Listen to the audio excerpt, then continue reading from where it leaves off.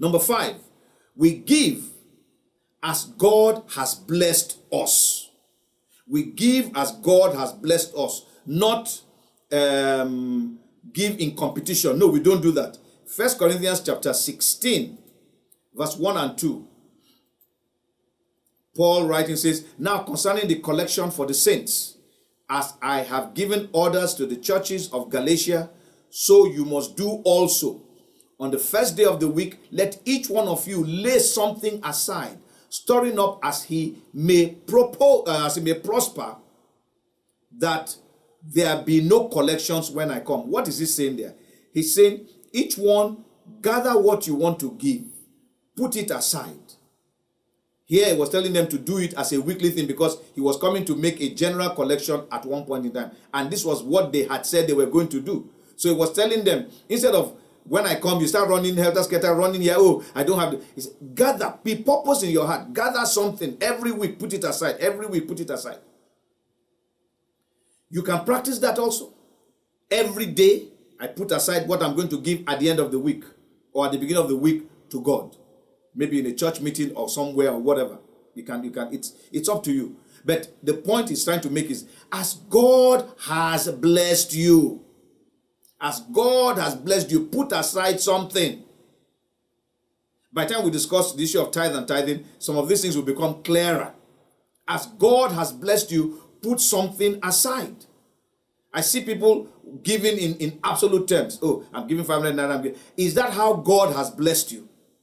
It's as God has blessed you in the proportion of which God has blessed you. That is how you give.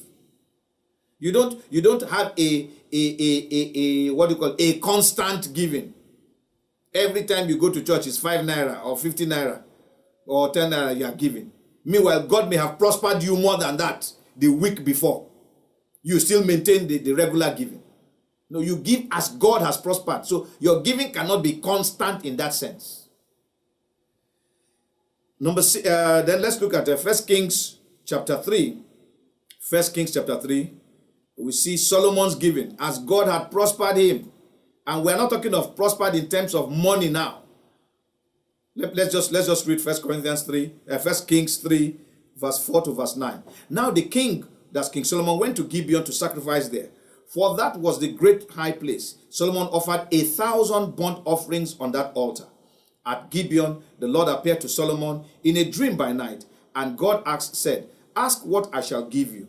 And Solomon said, you have shown great mercy to your servant David, my father, because he walked before you in truth, in righteousness, in uprightness of heart with you. You have continued this great kindness for him, and you have given him a son to sit on his throne as it is this day. Now, O Lord my God, and he's talking about himself now, you have made your servant king instead of in place of my father David. But I am a little child. I do not know how to go out or come in. And your servant is in the midst of your people whom you have chosen, a great people, too numerous to be numbered or counted. Therefore, give to your servant an understanding heart to judge your people, that I may discern between good and evil. For who is able to judge this great people of yours? Solomon is here expressing the magnitude of what God had done for him. He expressed it in the 1,000 burnt offerings. He now expresses it in a dream to God. That I'm a little child and yet you have made me king. I have older brothers, but you made me the king. I don't even know how to go about this thing. So you can see in his request, he understood how great a blessing God had bestowed on him. We don't count our blessings based on how much we have in our bank. Remember, it's a matter of heart, not a matter of the hand. We count how God has prospered us based on how he has indeed prospered us in relation to other people or to our own selves. You see yourself a nobody and God has elevated you. And you think it is your power that did that for you? No. So you give as God has prospered you. You see, if we understood this, there will be no need for the compartmentalization of giving that we have done in our churches, where we have Thanksgiving offering, we have prophet offering, we have this offering, we have several offerings. You will just do one giving and it is done. As God has prospered you. And nobody needs to know. You rejoice in the Lord for his good, for his wonderful deeds in your life. And this is what happened here with King Solomon. He realized that of all the children of David, he could have been any other person.